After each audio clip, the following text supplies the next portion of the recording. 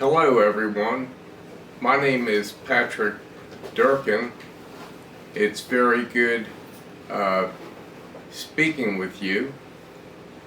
I have always desired to help others and to make a difference in their lives.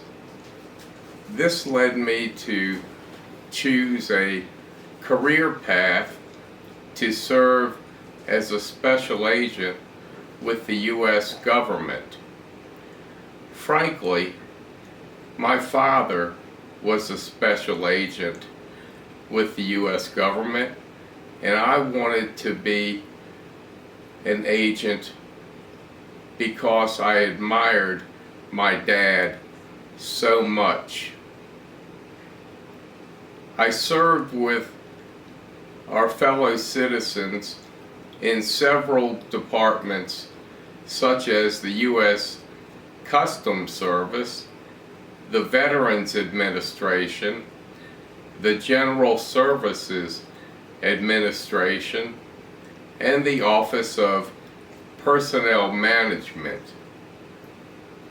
I served 28 years, retiring in 2003 as the operations manager in the headquarters Office of Criminal Investigation, Food and Drug Administration. I was responsible for overseeing field investigations of the manufacturing and distribution of counterfeit prescription drugs. Imagine taking your prescription to the pharmacy expecting to return with a treatment for cancer or another serious illness and returning with a bacteria contaminated placebo with zero therapeutic value. Frankly, I lived to catch bad guys wherever and whenever they tried to hurt unsuspecting, innocent people. In August 2009, I severely injured my spinal cord in a body surfing accident, leaving me a quadriplegic, paralyzed from the chest down, and ventilator dependent. As I was recovering, I immediately desired to find other ways to help people. When I learned spinal cord injuries from road waves were becoming more prominent, and I was not alone in being permanently injured, I decided to help. In conjunction with the National Oceanic and Atmospheric Administration, NOAA, N-O-A-A, I prepared an ocean safety video entitled "Don't Turn Your Back on the Ocean." I shared it with the Ocean City, Maryland Beach Patrol, which is where I was injured, as well as with other beach patrols in Virginia and North Carolina. I also became a mentor with the Christopher and Dana Reeve Foundation, counseling others with spinal cord injuries. I try to give them hope and inspiration that they can have very productive and fulfilling lives. I tell them about my life, where I go to sporting events, restaurants, concerts, and visiting family and friends. I have visited wounded warriors at the Walter Reed National Military Medical Center, reminding them that they can have very fulfilling and productive lives regardless of their injuries. I especially recall one young amputee saying he was amazed that I was encouraging him to have a wonderful life after losing both legs and one arm to an improvised explosive device, IED. He asked, "You can't move your body at all. At least I have one arm which is functional." I take that as a compliment. Since the pandemic, I have stayed in my apartment because it is too risky for someone in my compromised ventilator-dependent condition. I consider it God's will this accident rendered me a vent-dependent quadriplegic.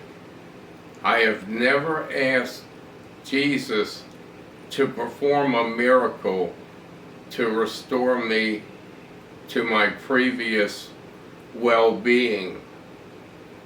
In my new life, I hope to inspire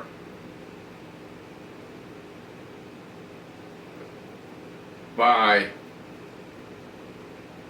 starting each day by asking God, our Father, to show me His will in what He wants me to do. Staying positive, viewing all challenges as gifts from Him and part of His divine plan for me and the role He wants me to play. I am blessed to have the injury because our time on earth is very short. As a boy, I loved to play baseball, football, and basketball. I like to think that I was pretty good at them. I couldn't wait to start the games and get to all of them. I am in the game now, and only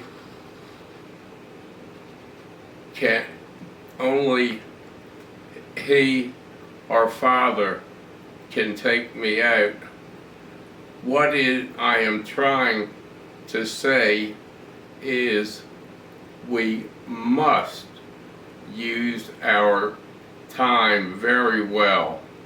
Obey Jesus, our Savior's instructions to love God, our Father, with all our hearts, souls, minds, and strength. never forget we absolutely must love our neighbors as we love ourselves. This injury will not be an obstacle for me.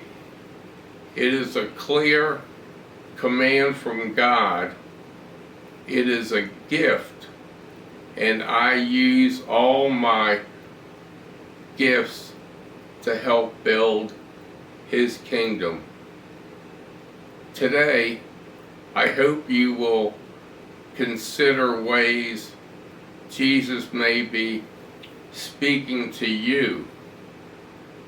Sharing my love for Jesus only serves to strengthen my faith.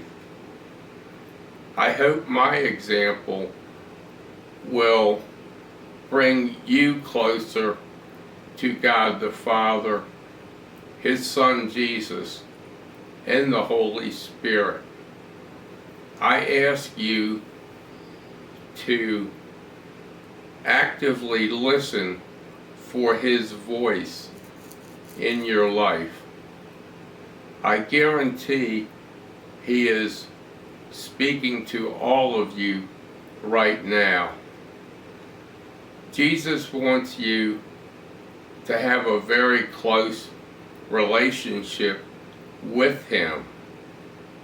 I encourage all of you to develop a very close relationship with Jesus. You should talk with Jesus throughout each day, listening and not just hearing His words. God has brought us together so that we can share our faith in Him. We are all children of God, our Father, made in His image and likeness. It cannot get any better than that. May God bless all of you.